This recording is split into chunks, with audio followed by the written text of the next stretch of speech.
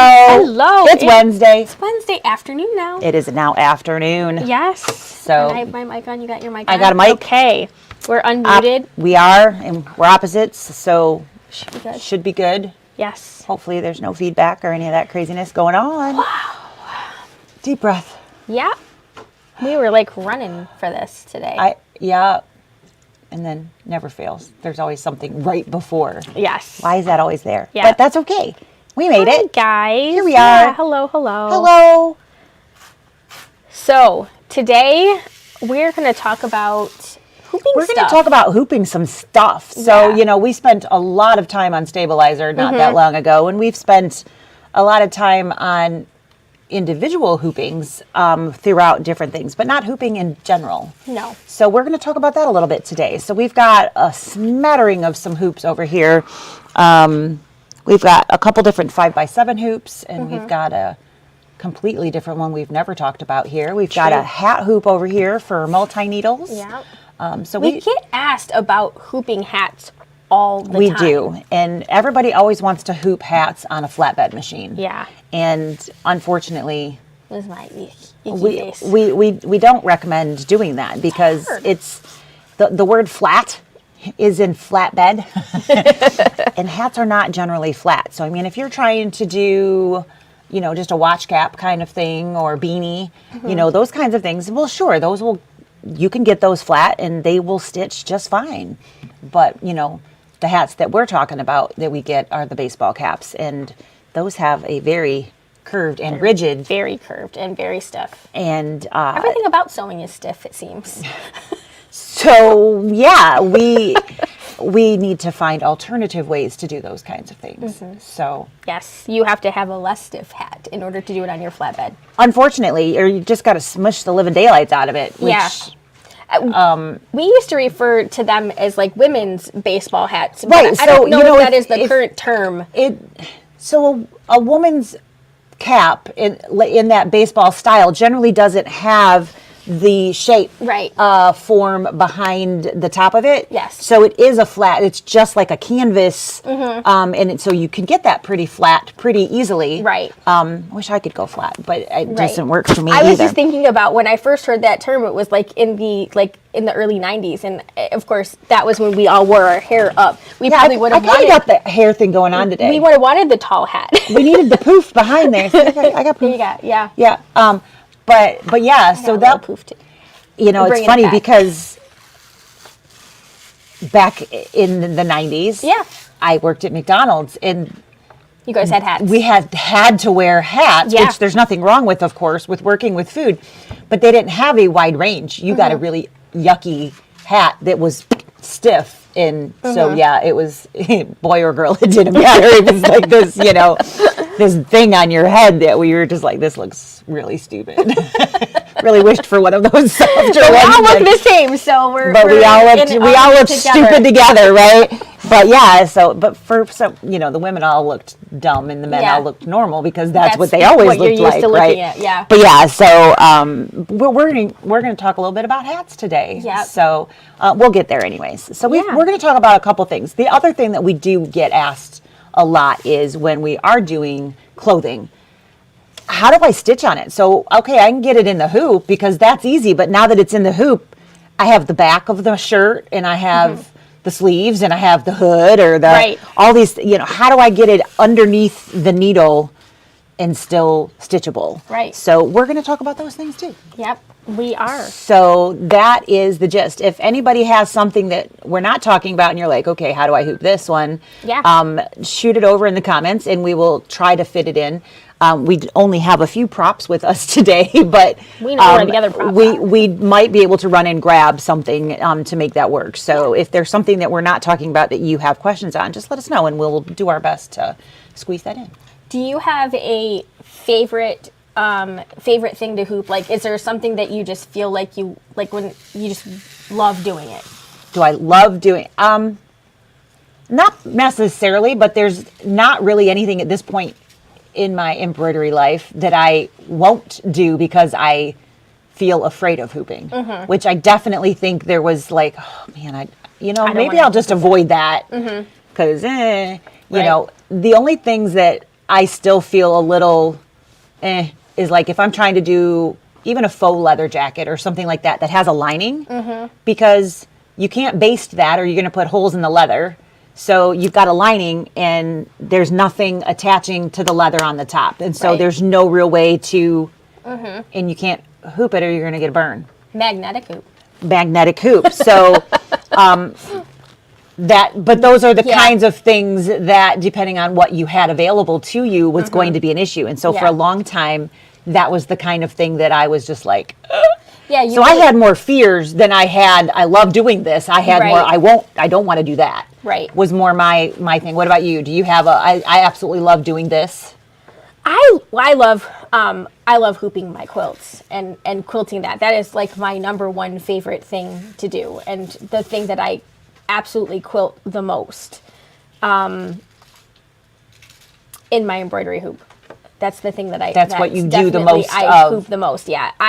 See, so I guess I don't have a thing. I'm a very well-rounded embroiderer, evidently, because I do so many, I start from scratch and build things in the hoop. I add embellishments to things. I quilt. So I don't have a favorite, I guess, per se. I have done tile scenes. I can't say they're my favorite thing, but they're beautiful when they're done. When they're done, they're just kind of boring. Right? I'm about halfway through the new Thomas Kincaid. What are they? Everett's Cottage. Everett's Cottage. I'm about halfway through that, and I gotta say it's not the most exciting thing I've ever stitched. They're kind of boring. Yeah. But hooping wise, that's a lot of stabilization, and I'm experimenting. I'm like, okay, so let's see how I'm going to do this. And I've been playing with things a little bit. The first few I basted, then I'm like, let's see what happens if I don't baste this down, or if I'm going to do this, so I've been playing a little bit. And are you using a regular hoop? I am using a regular hoop. But I'm also putting a whole bunch of weird stuff behind it, just to let's throw some batting in there, let's throw some this in there, let's do some of that. So I think Karen told me that someone was stitching through the Pellon, the Pellon, why can Annie Soft and Stable Pellon. Oh wow. Yeah. And so that I'm sure that would be very interesting. Yeah. But it would support a lot of stitches. It would take up a lot. It certainly would. It feels like it might draw in a little bit and be really crazy in the seam, but I've been tempted to try. So I've got batting and tearaway and no show and a lot of starch in my fabric, and so that's kind of what I'm working with, and then I'm not fusing any of that in there. And of course, I fused the back of my fabric, but there's no other fusing going on. So hence let's try basting this down and keeping that there. But I'm gluing the layers together so that they'll stay in there, and I've cut them down. So I backed up, did the last stitch first, so I can see where it's going to be at, and then I make my pile of stuff. Yeah, sometimes it's fun to experiment and see how you can make it So different. I've got the first row already sewn together, because I was like, if this doesn't work, I need to probably know that before I make all 32, For sure. And then kind of go, maybe I should have tried this before now. So I got the first row sewn together, and it went together pretty well.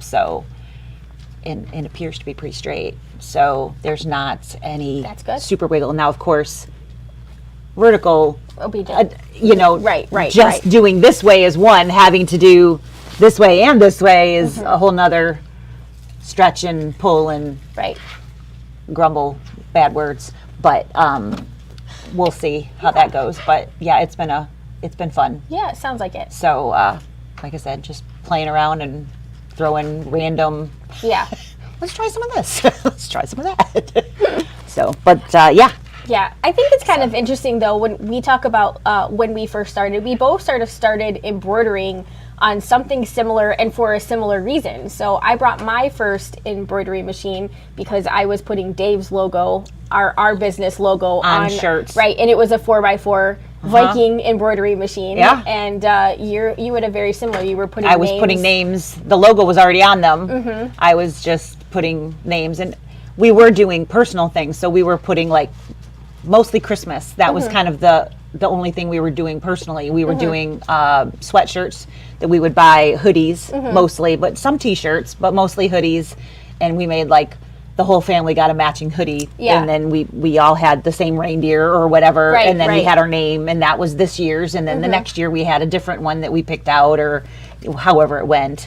But yeah, then when I bought my own machine, I jumped from the Viking. I was like, nope, not buying that. So that was my first brother, and still 4x4, but so much easier to work with, right? And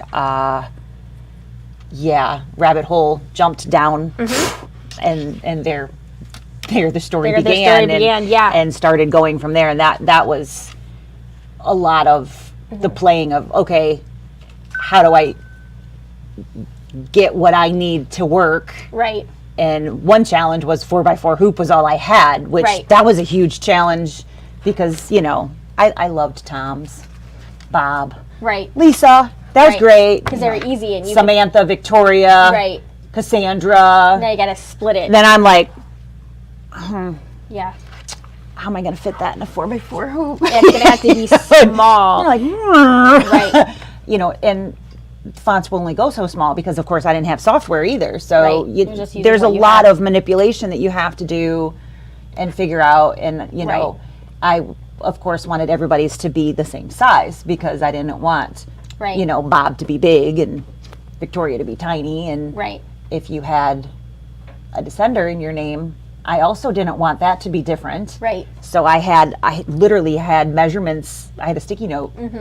It was weird because the machine that I had actually had a little plate. So like some of the old machines had, you could put different decorations actually in the front of your machine. Oh yeah. Had a little slide in the front. Well, my slide was my measurements. Yeah. So like, okay, with a descender, it needs to be this tall. Right. And if it doesn't have a descender, it needs to be this tall. And then squish, and make it work.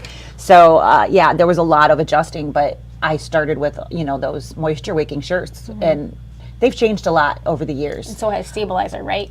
But so has stabilizer, and so. But I didn't always have access when I was stitching to everything that I really should have had because I would take my embroidery machine to a McDonald's and sit in the lobby and stitch. Because there would be so many shirts that I was just like, okay, I'm this is what I'm going to get paid to do today. I'm going to embroider some shirts, and I would just one after another, and boom, boom, and okay, here you go. And they literally take their shirt off. I'm not exaggerating. That happened once. Somebody actually took the. Thank God they had something under it, but no. Right. But that literally, people would be like, okay, here's. I'm like, ew. That did not smell good. In case anybody's wondering. Didn't smell nice.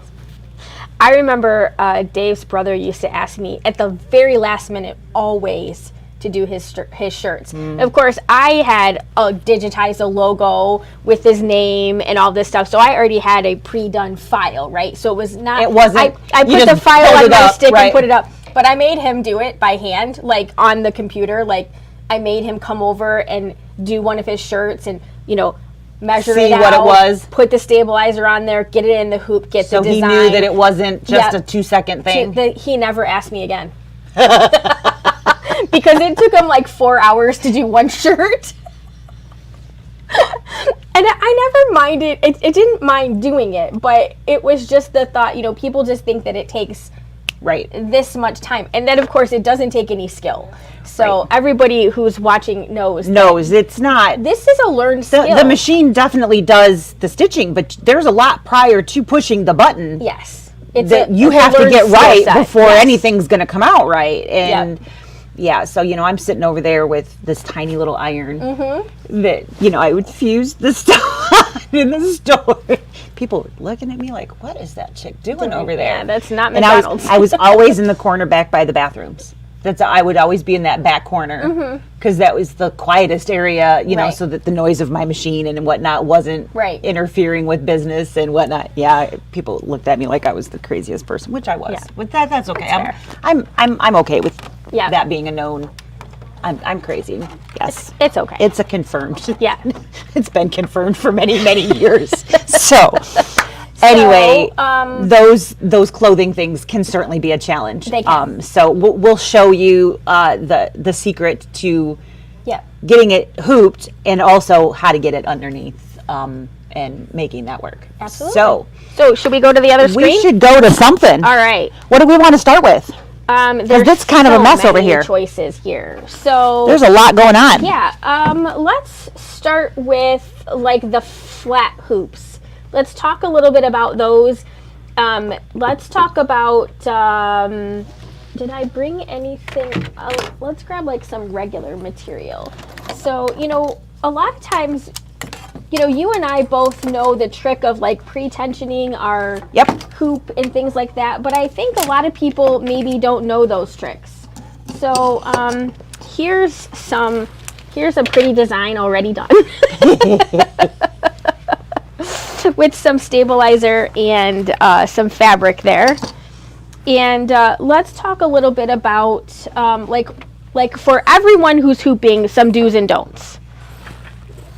So we talked a lot in our stabilizer boot camp about preparing your fabric so that it doesn't stretch and distort and things like that. So one of the really big things that I see people do, and I always say this, when I ask you this question, I usually already know the answer. Did you pull on your fabric when it was in the hoop? Everyone says no, but Nope. I know we you already did. know you're lying. If we asked you that question, don't bother lying because we already know the answer.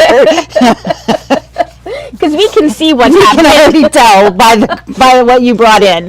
We knew the answer before we asked the question. But when you get it in the hoop, everybody, I think, like when I first started embroidering, people would say it has to be like drum. Yeah, you want to be able to hear the thump, thump, thump Right. when you do that. And it's like, okay. But the truth is, if you have to pull the fabric in order to get it that way, You're actually causing more problems than if it's slightly looser. Exactly. And, you've got a small bubble or something. You're better off leaving the small bubble than pulling. Yes. So, I have absolutely no flat space to work here. So 2 seconds. Sarah just, dumped. I'm just kidding. I did. I put it all there. She put it all out. You want me to say something? No, it's fine.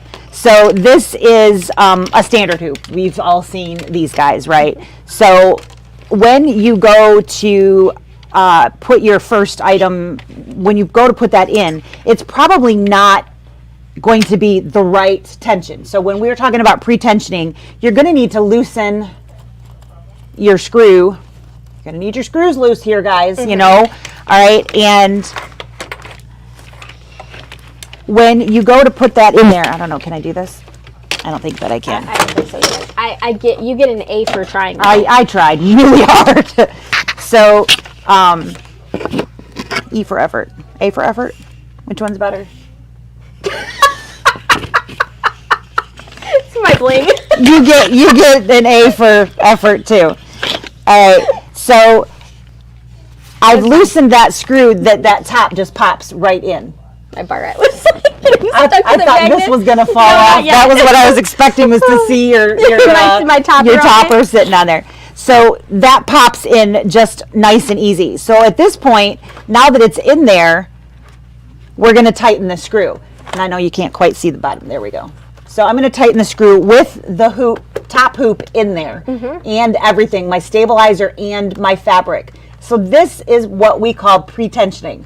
So with everything in there, I'm going to get the right amount of tension between my inner and my outer hoop. Once I have that, I'm going to pop it back out, because probably I've got some pinch or some big bubble or something somewhere in there. It's probably not perfectly hooped because I just set it in there and then tightened things. It's not going to be nice and smooth. So once you have that, I like to start, it doesn't matter what side, a side, and get everything nice and smooth, holding one side of the hoop, whether it's the top, doesn't matter which one. Do you kind of do the same thing? I do. Yep. So holding one side, I will smooth everything into position and then work my way around. What do you do?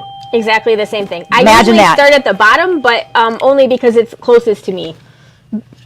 And I generally leave the closest to me last because then I don't have to stretch out. Right. That's just my... Yep. So what we don't want to do at this point is now start messing with things. If you've got a little bubble, again, it's better to leave that little bubble there or pop it out and try again than it is to start tugging, because that tugging is going to distort the fabric. We 100% guarantee it. It's going to do it. Even if you starch the living daylights out of it, you do not want to pull at this point. We don't want to do this so that now it's not going to we don't want to do that. Right. You do not want to pull, no matter that it looks prettier now. Right. It won't look pretty when you take it out. Prettier later, because when we go to pop it out, it will revert back to its original.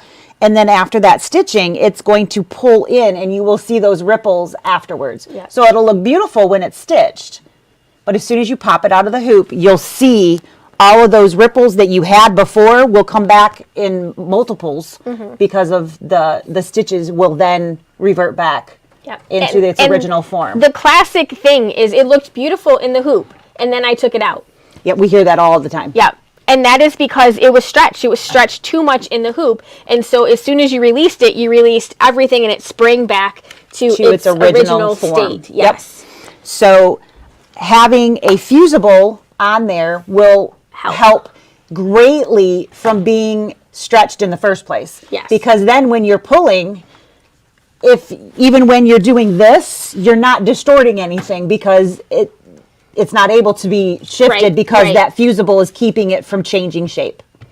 So that's why when we talked so much in our stabilizer class about that fusible, especially on stretchy fabrics, it's going to play a huge part in making sure that it stays in the original shape that it needed to be while it was stitching. Yes. And the other thing is, and I think we teach our customers about the hoop and how the hoop inserts in, but you see a lot online. People put they put their inner hoop on inside out. Yes. So one, you don't want this show through on the back. Right. That is too much because then your hoop is not going to be sitting properly on the bed of your machine.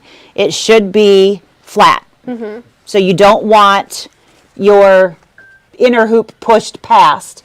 Some of the hoops actually have a stop that it won't let you do that. Yeah, they don't. Little one on there's little ones, but you can still push past in some sections, like at the top. So you don't want to do that. You want to have a flat surface on your flatbed machines. You don't want that push through. It is different on a multi-needle. Yes. Okay, this is not the same thing. This is a flatbed hoop. Just throwing that out there. Yes. All right. And you want your arrows to be matching. So we've got an arrow here, and at that same point we have the arrow at the top of the hoop. So you always want your arrows to be touching. So that's important. This is what she's talking about. It will go in this way, but that is not proper hooping technique. No, that's more like if you were, like when you hand embroider, a lot of times this is the it's going to look more like that. Yeah, but you definitely don't want it to look like that. That flat part around the top needs to be up against your fabric. Up on the fabric to help keep it flat and smooth inside the hoop as it's being stitched on. Yeah, so getting your hoop in is almost as important, if not more important, than making sure your fabric is placed properly. But yes, that is exactly, and getting used to doing this is going to really up your embroidery game. Yep, big difference. So I always say, if you can fuse it, use it. If you have something that can take a fuse and it's not going to show or make the project weird afterwards, you're going to get a better stitch out with a fused cutaway on the back. Yep. So depending upon what it is, and all things are not created equal. So there's not, every project is not able to have a cutaway. And every project, even if it can have a cutaway, is not able to be fused on. Right. But if you can, it will create a better stitch if you've got that extra oomph on the back. Yep. Always. Absolutely. Always, always, always. All right. So that is just basic, doesn't matter what miscellaneous fabrics. Yep. All right. No crazy. Just Nothing simple. crazy. All right. Just basic hoops, pre-tensioning. Okay. And now you can see without the fabrics in its place, those are the arrows that we were talking about. And all brands have some designation that you're going to be. That's not just a brother or a baby lock thing. Nope. Every brand has something on their hoop to designate that the top and the top of the hoop and the top of the inner and outer ring. Yep. All right. So that is just basic hoop. Yeah. All right. Something we've never actually talked about. It's been talked about in some of our live. Yeah, there's been a lot of discussion about sticky stabilizer lately. And we were talking about how different the bottom of the hoop is for hoops that are designed for sticky stabilizers. So, somebody asked, well, can I just use the bottom of my magnetic hoop in this instance in place of this? I'm going to show you how different they are. Give me 2 seconds. Oh, it's not a whip I was going to open. say, I think it's Ziploc. It's just a Ziploc. It's really tight, but it's just a Ziploc. All right.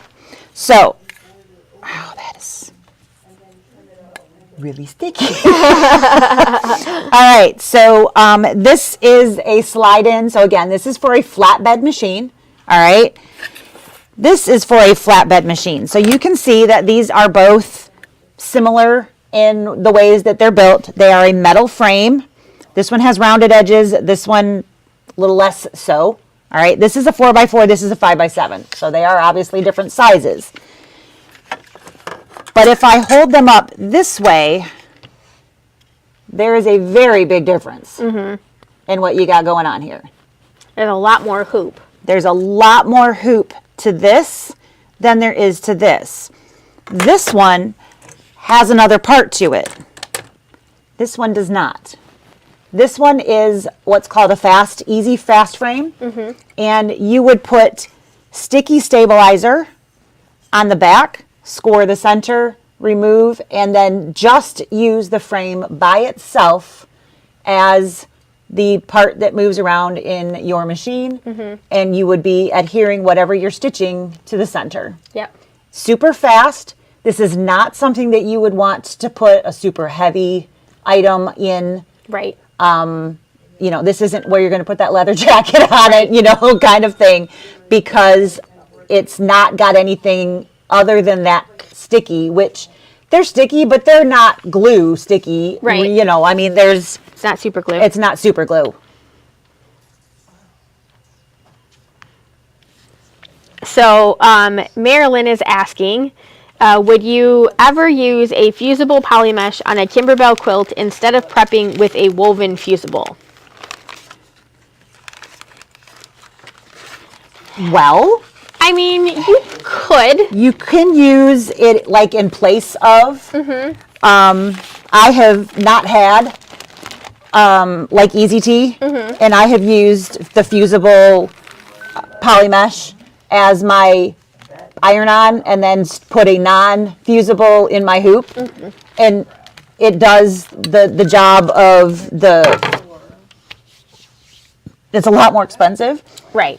So one, it's not going to be as cost-effective of doing so. You could, I suppose, technically put that in the hoop without another, but you're gonna be building most likely with batting and whatnot. So you're still going to need another piece of stabilizer in there. Right.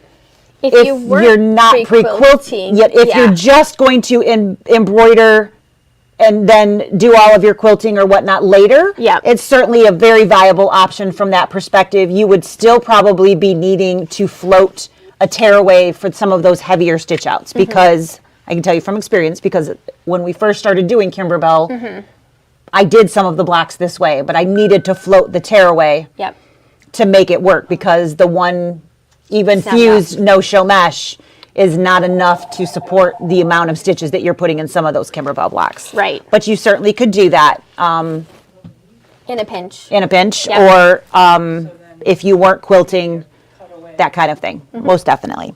All right, so that is the easy frames. Well, it'll be that in, so embroidery, like, yeah. In the next project, I was just reading this to see what it said. it'll be that in the. Return it. If If you purchased this by mistake. If this is not the right size frame, return it now. If there's any evidence of sticky on it, you will not be returnable. I think that's hilarious. Sorry. So this,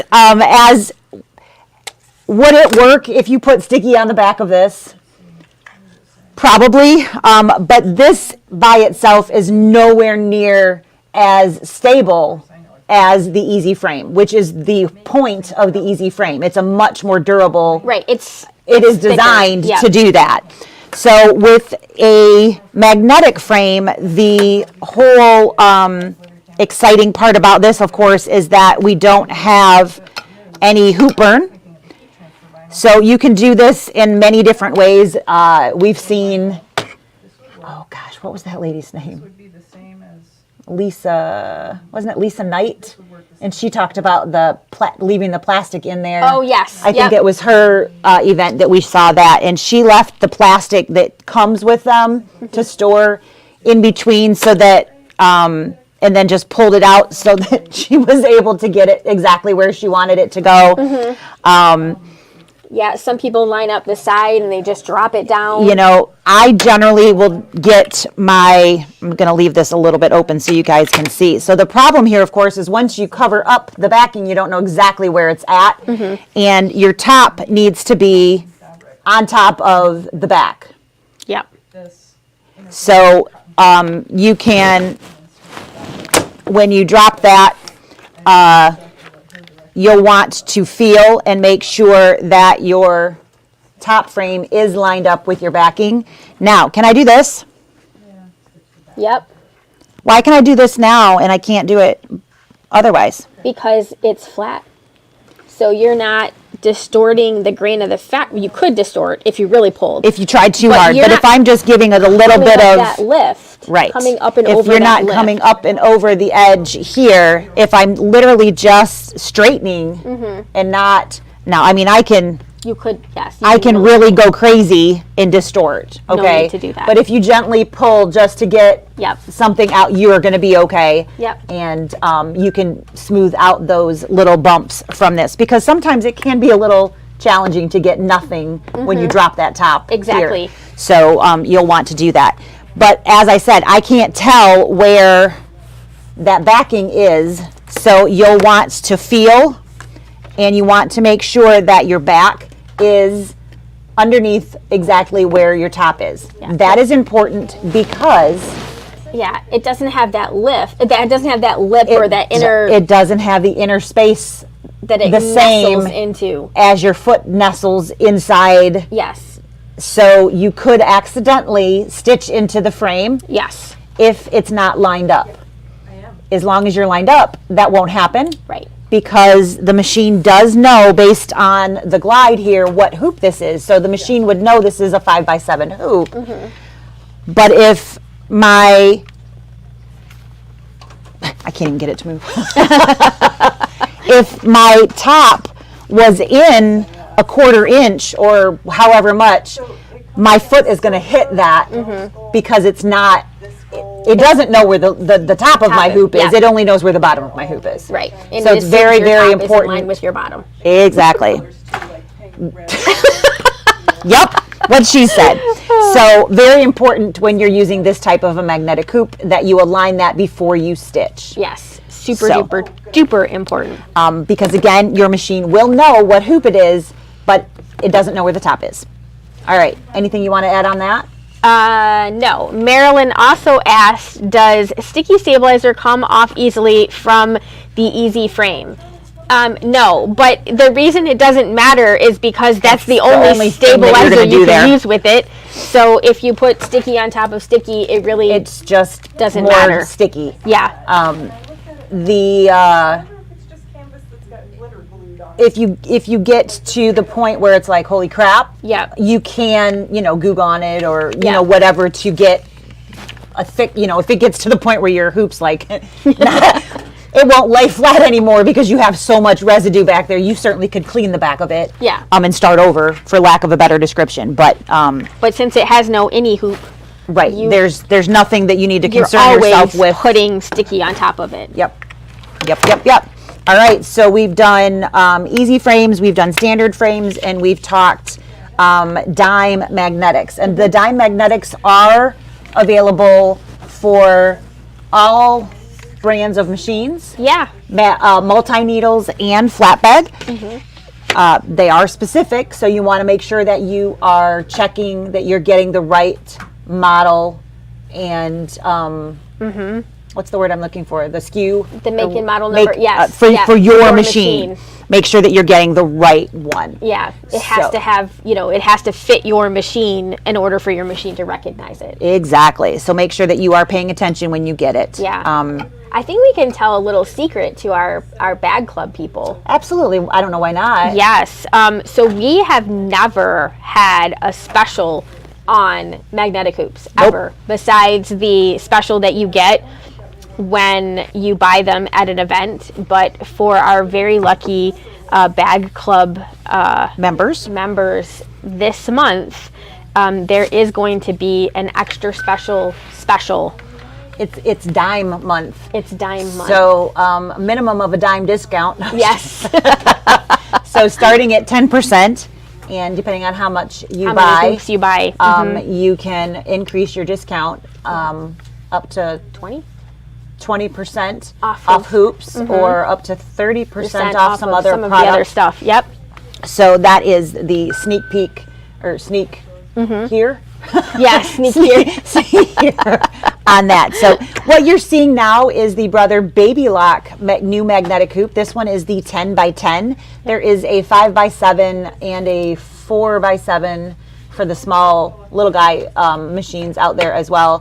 That is built in basically the same way, though the weight of those are slightly different. That is what this guy is. Beth has a question. If you were only hooping your stabilizer, can you pull the stabilizer any way to your heart's content in your magnetic hoop, or should you be careful?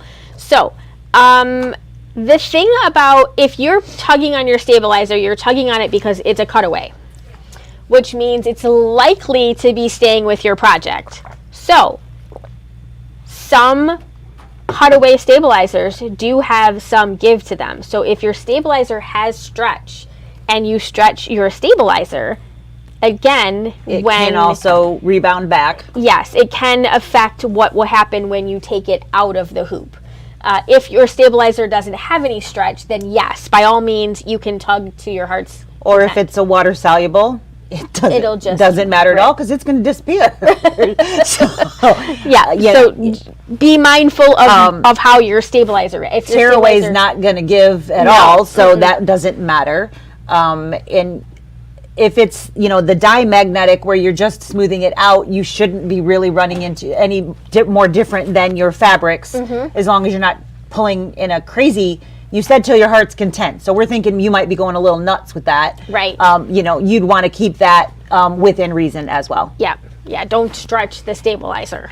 So these are different because they are not completely flat like the dime. They actually have a ridge on all four sides. And instead of one top magnet, we have, depending upon the size, we have multiple pieces. So these are kind of cool because they have a flat side, so you can actually smooth as you are hooping. So you don't get the number of bubbles Right, you don't and have to. things. You don't have to pull because you're smoothing as you're attaching. There is a tool that comes with these to help pop those off so you don't pop your nails off instead. But if we had everything there, instead of getting a bump because we just are smacking that down, you get a little lip there. You literally just smooth and then it snaps into I place. think you can grab the little quilt there if you want to just show them what you mean. Now that you've put that, I don't have nails. Do you need some help? It's okay. I think I got it. Is that what's down here? Yep.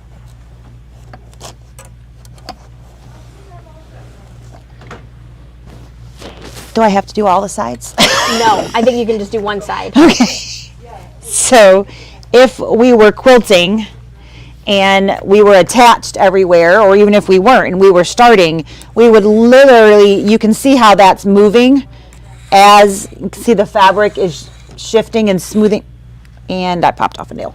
Damn it. Sorry. Darn it. You can see it's literally smoothing. I can make it a mess and then I can smooth that as it's snapping into position. So I can literally make sure that I don't have any bubbles as I'm snapping that in. Mm-hmm. That is a really nice feature, and I can tell you because I have used this on an entire quilt by doing edge to edge on it. Mm-hmm.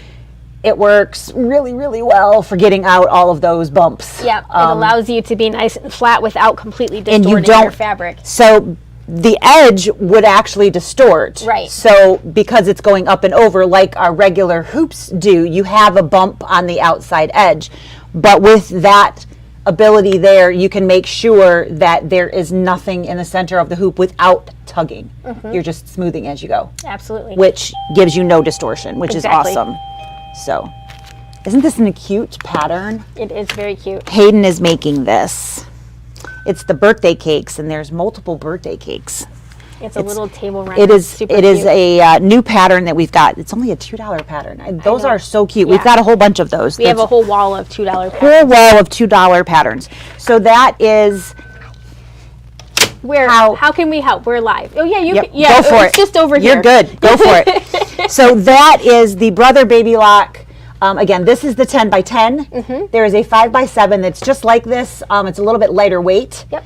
And then there is also a 7 by 14. Yes, so the 10 by 10 and the 7 by 14 are Luminaire for the Solaris only. And then the 5 by 7 will fit anything that a 5 by 7 fits on. Mm-hmm. And then there is a snap-in 4 by 7 for the 5 by 7 snap-in machines. Yes. So very, very nice. But that's how those are built and used. So Marilyn asks, do we prefer this hoop to the dime magnetic hoop? Depends on what I'm doing. Yeah, that's exactly right. If we're working like an edge-to-edge quilting design, it's really nice to be able to put one side of the magnets on there, kind of smooth out and put the pieces on at one time. It is substantially easier. The disadvantage is that we have only a 10 by 10 option. Right. There's not that 10.5 by 16. Right. So if I'm trying to get a larger area done in a time, then the dime is going to give me that. Mm-hmm. And I have done a lot of these before we had those background quilting as we go things. I did a lot of these with that 10.5 by 16 dime hoop. And with that one, I picked up the magnet. Mm-hmm. So, with my quilt in there, I literally didn't take it out of the machine, picked up the magnet, and I rested it on my machine bed, slid my quilt to the next section, and then popped it back down. Mm-hmm. So it was really fast and easy from that perspective. So it really just depends on what it is that I'm doing. Sarah loves her magnetic hoops and uses them for everything, regardless of the type of project that she's doing. Mm-hmm. I don't generally use this type of magnetic hoop if I am doing an applique. So if it's going to be going in and out of the machine a lot, mm-hmm. I don't tend to use this. Where the Brother magnetic, there's no shifting at all in that 5 by 7. So I don't have any qualms at all about in and out, in and out, in and out. Where I have actually screwed a project up. Yeah, you can, because I moved the project because I shifted it. When I went to pull it out, I moved my project in the hoop. So again, that was a me thing. I screwed it up. The hoop didn't screw up. I did. Right. But I know that I am culpable of doing that in that type of hoop. So I am, because of that, a little leery. Yeah. So it depends for me what type of project I'm doing, which one I'm going to choose. Yeah. And for like me, if I'm quilting in my hoop, if I want to do an edge-to-edge feature, I like the new magnetic hoop better. If I'm doing custom quilting, and I'm using the design center or something like that, the 10 by 16, the regular diamagnetic hoop, because I want the biggest area you possibly can use. Right, and I'm working in sections, right, and filling in areas to do quilting versus an all-over design that I'm basically just moving the quilt. So different reasons for them, but one is not substantially better. They just have different uses or different things that you can get. You thinking the other piece might be? Well, you gave me the driver. Well, that's what I had in my hand, which I thought was really weird, but I was like, okay. You asked me if we only wanted one piece. I just wasn't paying attention to what piece you had. That's all good. Okay, because I was like, this one would make much more sense, but I was like, okay, that's what you want. So, nope, it's all good.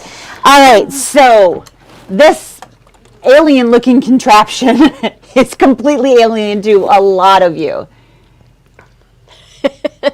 I think one day you're going to get a different bee machine.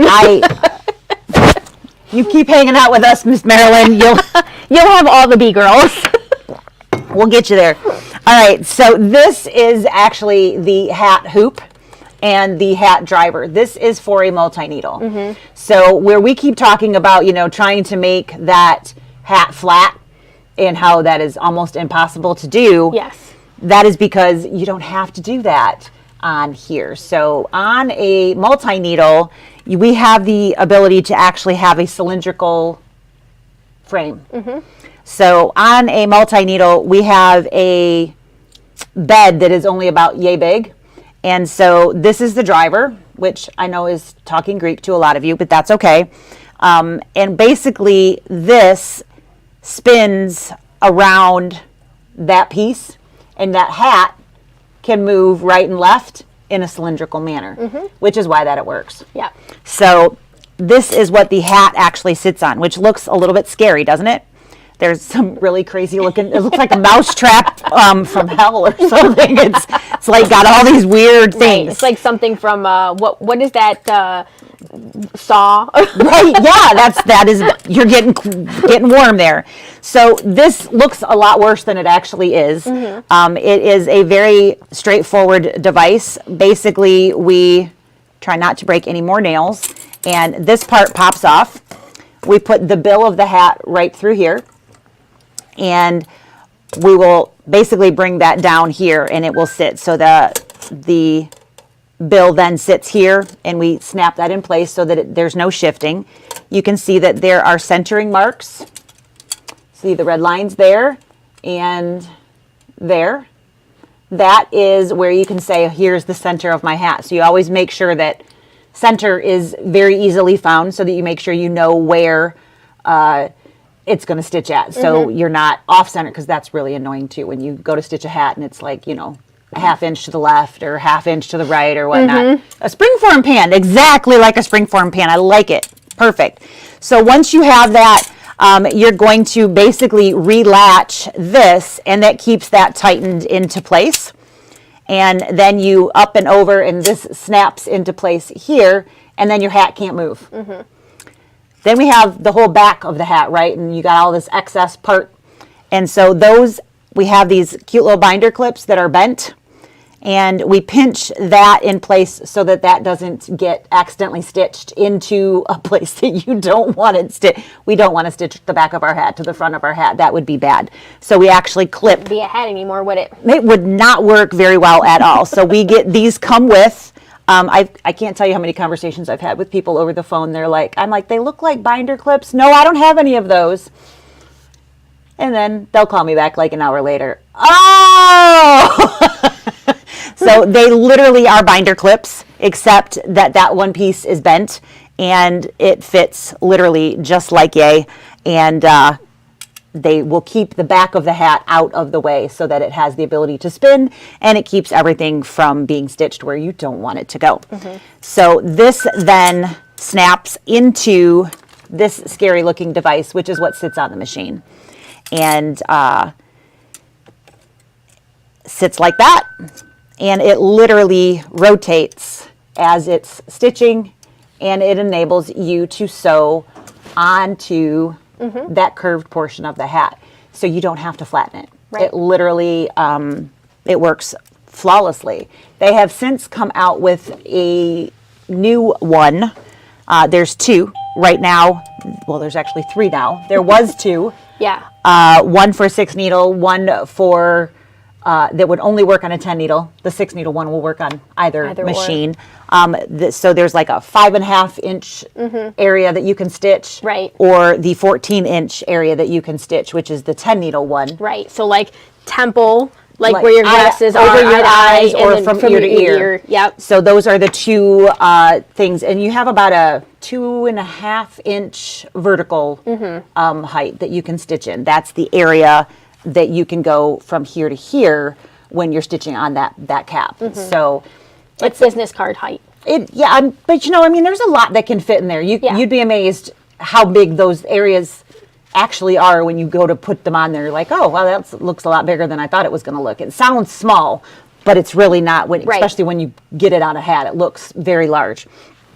So that has been what we've had forever. And this is the sweatband area. So that is what's going here. And it's got these, like I said, evil looking little prong things. That is what actually holds your stabilizer in place. So you literally push tearaway, generally, stabilizer right into those prongs so that you don't have to worry about trying to get it to stay into the hat where you put the hat and everything. You just tuck it right in there and push it into the prongs, and boom, You're done. you've got your stabilizer in place. You don't have to keep trying to align it with your hat and all of those things. So tearaway, stabilizer goes right in there. Your hat goes through this little guy here, taps in there, it locks in, and then the whole thing snaps into position into this scary looking device over here. So it looks like we're going to torture something over here, but we're really not. It's quite straightforward. The whole kit is a 3-piece kit. It comes with the tools to make minor adjustments to make sure that it's riding correctly on your arm so it doesn't rub anywhere. Super easy. It sounds really scary, but it's really not. Right. So when we get those questions about hats and we tell you, I'm sorry, but that's not really what you want to do. This is what you want to do. Yeah. We sell a lot of hat hoops. Sometimes it's lucky and there's some package that it comes with a hat hoop. There is a new one that was released, was it just last year? Year and a half ago. I feel like when the new machine came, when we got the 1055. Okay. So maybe 2 years. 2 years ago? 2 years ago? Like right before COVID? I don't know. There's a new one, regardless of when it came out. So there's now a third option, which a lot of dealers are only carrying that one in store. And then if you want one of these previous versions, they'll order it for you kind of thing. And it will get you 30% closer to the brim. Yeah. Which is certainly nicer. It gets it down closer. And the whole thing is like the whole way it attaches to the actual hat has changed a little bit, right? Changed, not even a little bit. It changed a lot of it. And a lot of people say it's a lot easier. It is. It's definitely a lot easier. There's not the confusion. So where you've got this whole sideways thing going on here, none of that is there. It's literally a loose bar. So it's not this contraption here. You've got the base here, and then you've got a plastic piece that you're basically just pushing. It's like a headband. Yeah. It's literally like a headband that snaps in on each side. You just go click, click, click, click, and it pushes everything down into place. So much easier. Right. So it's pretty much, at least as far as we're concerned, it's pretty much the same price as the original. That is the same size as the 6 needle. Right, only goes it is basically eye to eye. And it will work on both the 6 needle and the 10 needle. So that is the hat hoops. It's really not as scary as it sounds. No. The machines themselves rotate your design so that it fits. You know, you work it, and then when you push ready to embroider, it rotates it and puts it into position for you. The machines, as always, are super smart. And I don't see any other questions. Sharon was saying that she marks her arrows on her hoop with a little bit of fingernail polish so that they're more prominent. Oh, that's not a bad idea. Not a bad idea at all. Absolutely. Something bright red. So I'm not seeing springform pan still cracks me up. Yeah.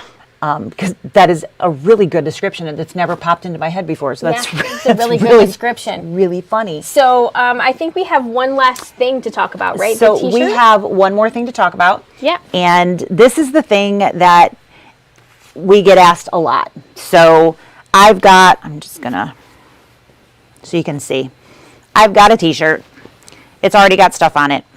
But, so I caught this.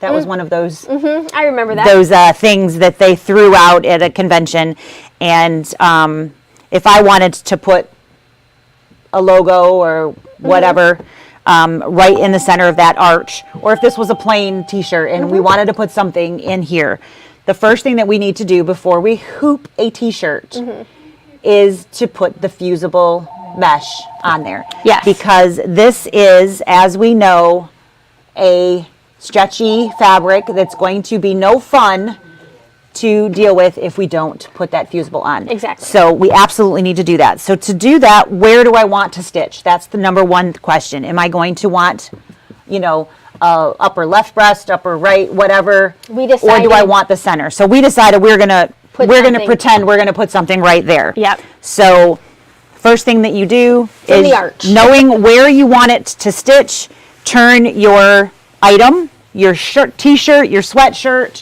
whatever it is, you're going to turn that inside out. You'll notice that this is way bigger than just that little spot. What you need is to determine the size that is going to fit your hoop. So the first thing that you're going to do before you do anything with the shirt, other than know where you're going to stick it, is how big is your design and what size hoop do I need to use. Right. I'm going to use a 5x7 hoop, so I cut a piece of stabilizer that will fit my 5x7 hoop. That is what I need to fuse to my shirt. Yep. Not the size of my design, Nope. the size of my hoop. Yes. That's where I lose a lot of people.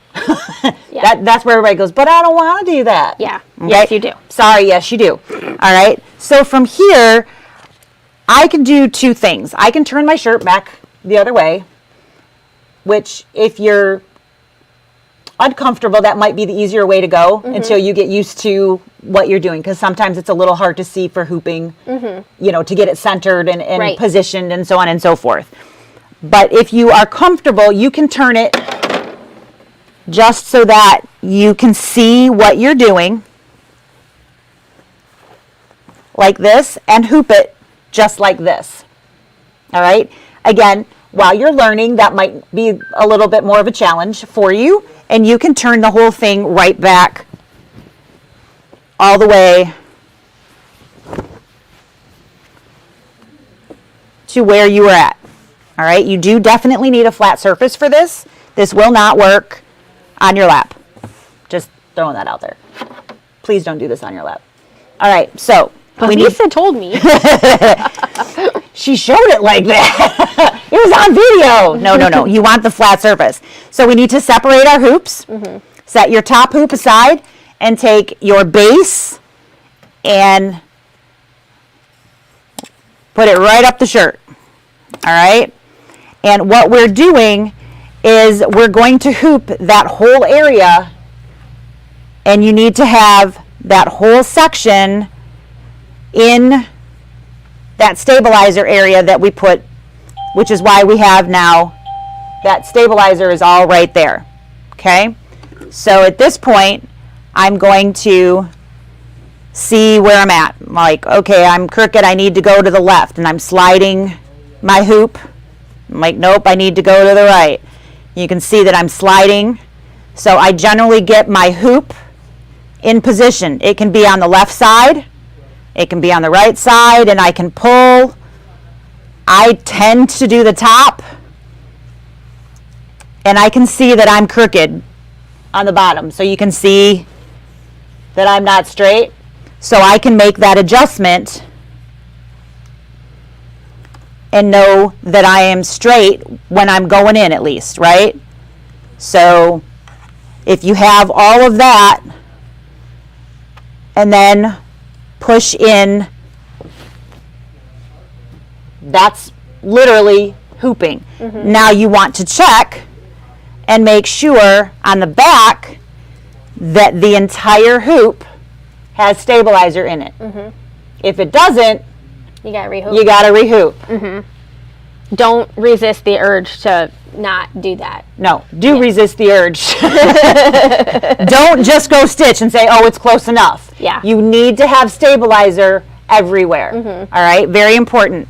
Once we have that, if you, we talked earlier about the pre-tensioning, right? Yep. All right, it's important that it be tight.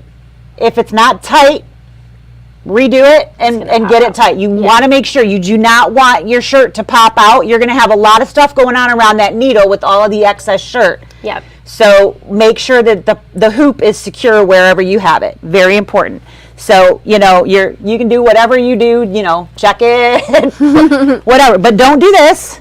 We already talked about that. We're not tugging anywhere. Nope. All right? You just want to make sure that you're nice and tight everywhere around, and that you don't have an overextended upper hoop. So make sure that you're not pushed too far in. You just want to make sure that it's nice and flat. And that you only hooped the front. And or you the only part of the shirt that you right. You don't have a sleeve in there. You don't have the back of the hoop in there, so on and so forth. All right. So now what do? I've got all of this excess shirt here, and I have a flatbed machine. Yes. All right. If I had a multi-needle machine, it wouldn't matter. I'd just throw it on there, and I'm good to go. Right. But I have a flatbed machine. So what do I do now? Well, remember when I said you didn't have to turn it back inside right to hoop it? Yep. That's because I'm going to turn it inside out again.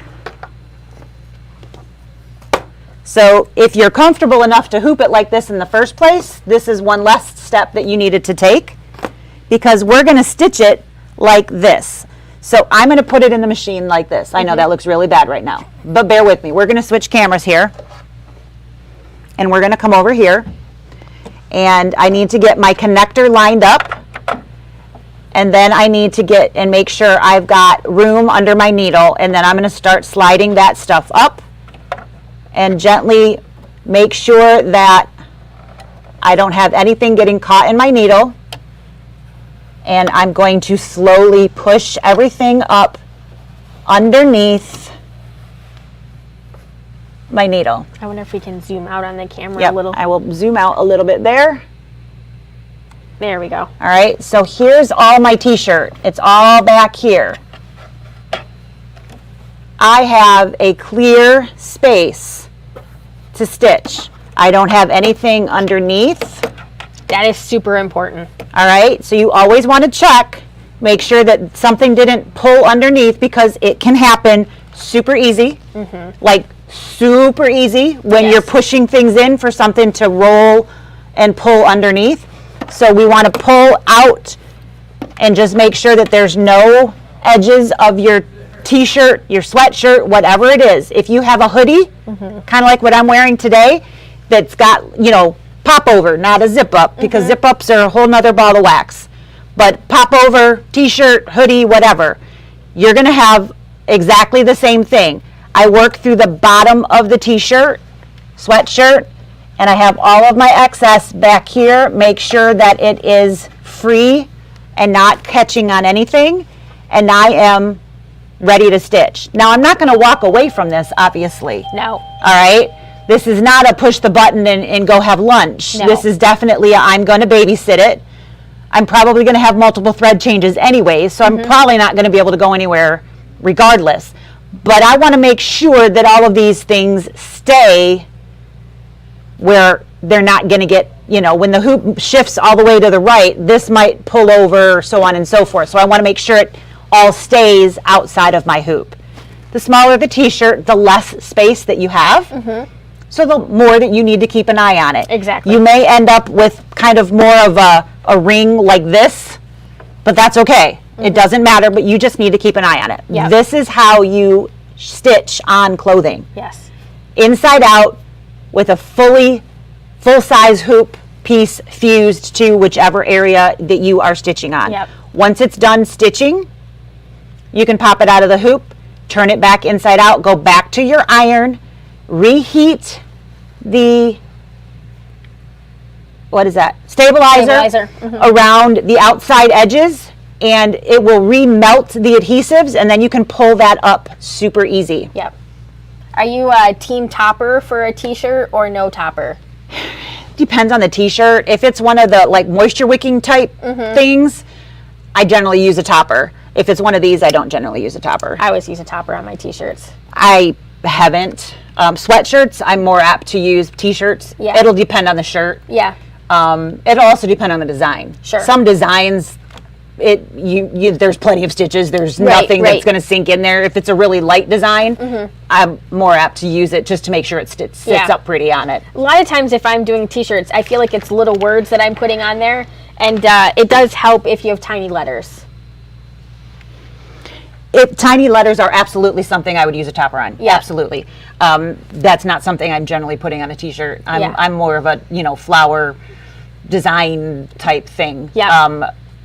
Probably the moisture wicking thing is usually what I'm doing, like logo, Yeah. that kind, which generally have letters in them, and Yep. then hence the topper. But if you have the smaller, lighter weight things, they tend to sink in, The stretching and you of would the fabric, you would yeah. want the topper to keep everything up on top and making them sit pretty.